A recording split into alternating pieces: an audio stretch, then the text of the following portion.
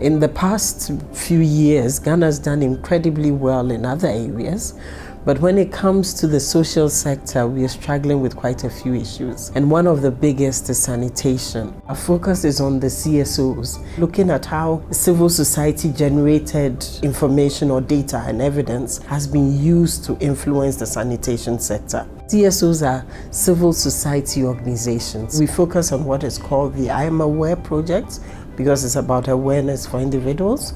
And then there's another one called the District League Table, which puts districts in a league depending on how they're performing around the social indicators. Sanitation is considered one of the most powerful drivers of human development in Ghana and other places. The government of Ghana has also prioritized sanitation as a major area to deal with health challenges and support women and girls and so on. The Ministry of Sanitation and Water Resources is the government agency with the mandate of ensuring or overseeing the provision of sanitation and water for all in the country. And so we are tasked with the mandate of ensuring that we have sustainable liquid waste and then solid waste services across the country. Presently, we're looking at a national coverage of about 15%. That tells you that there's something seriously wrong. The president himself recognized that we had a problem with sanitation, and so he's made commitments to that. Establishing the ministry was a big step, and then putting resources behind the sector. But along the way has also been a lot of work between CSOs and government. As a country or as a community, we tend to be very inclusive. In Ghana, CSOs are very heavily involved in service delivery, and in the water and sanitation sector in particular, mainly because it hasn't been a big priority for government. And so it's been a source of advocacy and a lot of interest from CSOs. So really the journey started for us from the sense that we're seeing citizens are not engaging in the governance and development processes in this country. And also the fact that government in of itself, even though we've had a democracy, that should say that government should be accountable, government should be responsive. One of the questions that sort of came to us, particularly for citizens, the question about access to information and what kinds of evidence is available to foster citizens' demand, to empower citizens to be able to make the kinds of demands, and by extension, government responding to the demands of citizens. We started to say, so what kinds of evidence do we think is useful for both citizens and duty bearers to sort of look at and have a dialogue around how that evidence informs the kinds of outcomes that we all want. And so we started off collecting data around certain key service sectors that we thought were important. Once we collected this data, the question then becomes, how then do you make this data accessible for citizens? Data in of itself does not say anything, but you ought to put it in a manner that makes it more salient. And so that's what we did by doing a performance ranking of a sort to sort of rank the data, but also across geographical space. Then the question then becomes, how do you present this evidence that you have about government-owned performance around these issues? Then we sort of set up a national launch where we launched a report, and then some policy recommendations are discussed. But most importantly, because our focus also is on local government, the question then becomes, how do you get the information down to local government so that at least it generates some kind of accountability and responsiveness around those issues that we think that are important for citizens. We have been involved together with other civil society organizations like the Coalition of NGOs in Water and Sanitation. We support them and other local NGOs to collect data around sanitation. Part of that data is used to support planning at the subnational level. To a large extent as well, we try to engage government on some of its commitments. So as much as possible, we draw evidence from what is happening on the ground to be able to engage with policymakers. And we take it as far as parliamentary select committees to be able to engage with them to make sure that a number of things happen. One, that government's commitment to sanitation is delivered. And then secondly, that when government commits to increase funding to the water and sanitation sector, that it actually does so, through annual budgetary allocation. And lastly, and for us, most importantly, we want to make sure that whatever budget is released actually gets to the point of use, and that it is used on the purposes for which the funds were released. What has happened is for citizens groups and CBOs, they have taken this data and used it to lobby government, especially at the district level, to provide some of the services. Because actually at the end of the day, it was about services, and they would take this and convince their districts to provide the facilities that are missing. They've used it at all levels actually to make a good case. Now we are seeing more competition amongst the districts to show each other off, and see who ranks better than the other, which I think is useful, especially for the average citizen, because then it means they outdo each other doing better. I think we are finding also a lot more traction around CSOs and government collaborating on sanitation, because it's one of the key indicators. So this exercise has actually opened up the way for sanitation to interact with the other departments. Hitherto, which was not like that. Sanitation used to always work. Mostly when we go on monitoring, we realize that they were working, and then sometimes the senior management doesn't even know what they were doing. But this exercise has actually brought sanitation units into the limelight for those areas that we have actually started implementing. And the MCs are beginning to appreciate the role that sanitation units can play, and even the role that digital innovation can help them to facilitate their work as a district assembly. I think that we have seen a lot more of the impact of the evidence we generated at the local level, more so than at the national level.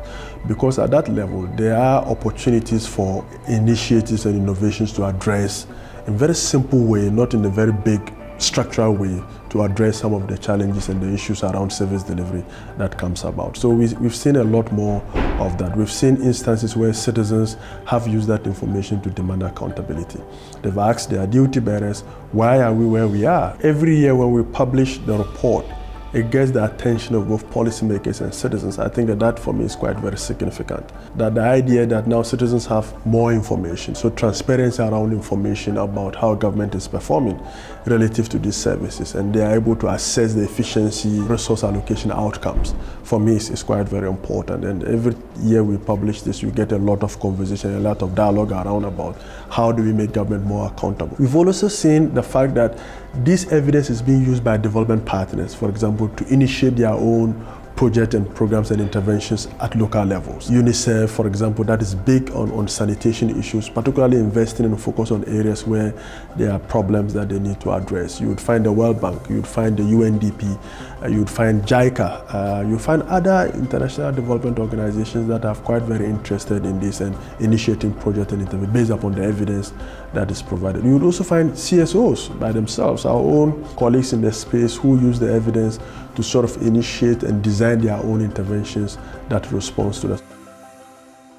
There are a couple of things. One of it is the fact that the data and the evidence we use is data that's generated by the state itself, by the government itself. And so the question about credibility, legitimacy is out of the way. In this case, the evidence that we use is really evidence that is annually generated by the state about its own performance. All that we did is to do an analysis of that evidence and to sort of generate a performance ranking system that then says that, across this space of our local government, these are how the state, the central government and the local government are performing relative to these key services for citizens. I think that is one of the things that sort of got it accepted. Additionally, in my mind, is the fact that we don't do the national launch and end there.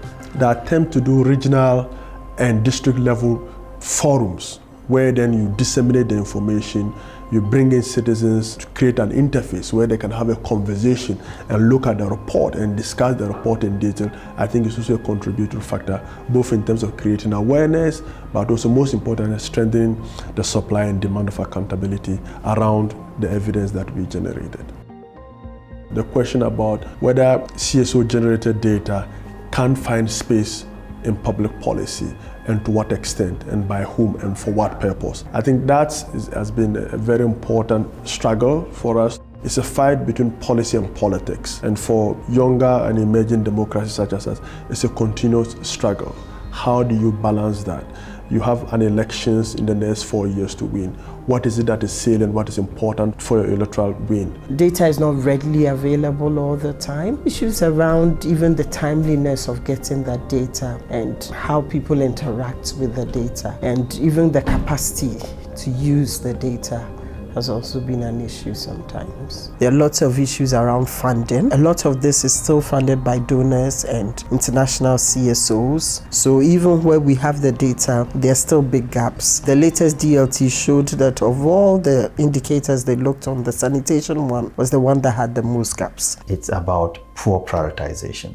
That if they prioritize well and understand that sanitation is very important to human development, human dignity, quality of life, then they'll put it at the top. The accountability element is still missing. How do we ensure that all those who are given that stewardship, that responsibility to roll this out, are actually doing so? We want government to fulfill. And often government delays. It doesn't just delay, but sometimes it fails to actually deliver on that commitment. So it's a big barrier for us engaging them to deliver on that.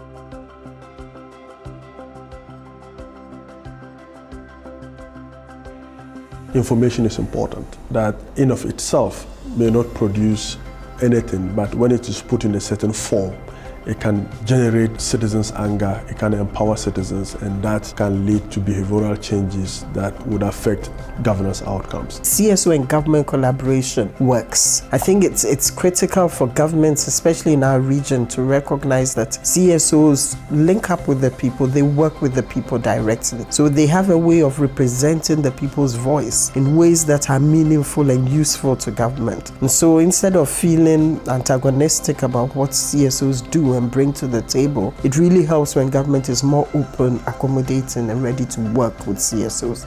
I think also that it's a lesson for government to recognize that CSOs are credible, especially when it comes to information from the grassroots, but also for CSOs to learn how to work with government. Because in this particular case, they involve the government right from the start, and the data they use is actually government-generated data. So you don't have disputes around where did this data come from, why are you using it? And I think that's one of the successes of the DLT and I'm Aware programs. We're going just beyond the traditional water sanitation stakeholders to now getting the Ministry of Education, Ministry of Health, Ghana Health Service, Ghana Education Service involved in sanitation delivery. So you don't tackle sanitation from just one perspective or one angle. For us as an institution, we look at sanitation in communities or households. Ghana Education Service will ensure that there's sanitation in schools. Ghana Health Service will ensure that there's sanitation in healthcare facilities. So that's how we're now approaching, and they're just working together. So it's now multi-sectoral. That as CSOs, you don't think that in of yourself you can drive social change without government, that you can mobilize citizens and they can drive change. Government certainly has a very important central role to play in driving change. How you partner with government, how you design your intervention with government, how you get government involved, how you get key important bureaucrats, those we call champions. If I were to single out this particular book as a very important contribution on the research front alone. What's interesting for us is because we are not academic researchers, we're activists in practice in terms of what are we learning from the ground and how are we reflecting on it and how is that helping us understand where the gaps between theory and practice are and how can we bring the African context to bear much more significantly in the theoretical development that underlies much of the practice of using evidence for decision making. So I think this book is particularly useful in allowing a wide body of case studies that's showing us how those tensions in practice are so different to how the theoretical literature is actually speaking about it. And I think for learners who are wanting to move into this arena, let alone policymakers,